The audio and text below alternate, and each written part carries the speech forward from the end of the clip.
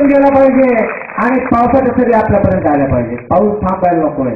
आता डावा हात सोबत घ्यायचे आणि जोरदार टाळ्या. थांबायचे, दोन्ही हात समोर ठेवायचे असे.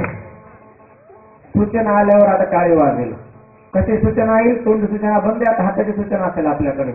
माझा हात जेव्हा माझ्या हातावर दोन्ही हातावर पडेल तेव्हाच आपला हात पण दोन्ही हातावर पडेल. चुकायचं नाही, लक्ष ठेवायचंय. कॉन्सन्ट्रेशन आपलं माझ्या हातांकडे. माझा हात वाजला तर तुमचा हात वाजणार आहे. पहा, मी थोडं तुम्हाला सोपं देतो. जोरदार हात वाजवायचा. माझा वाजला तर माझा हात वाजलाच नाही.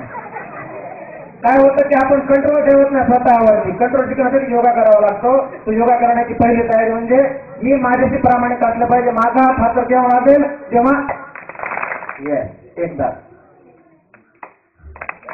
आता खूप कमी आले. आता कुणाचाच आवाज हातात येणार नाही. 1 2 आलाय. ठीक आहे, थोडं मोठ्यांदी अजून एकदा. या शाबास. त्यासाठी 3दा काय? 1 2 3 थांबायचं. टाळ्यांचा अभ्यास खूप महत्वाचा आहे. आता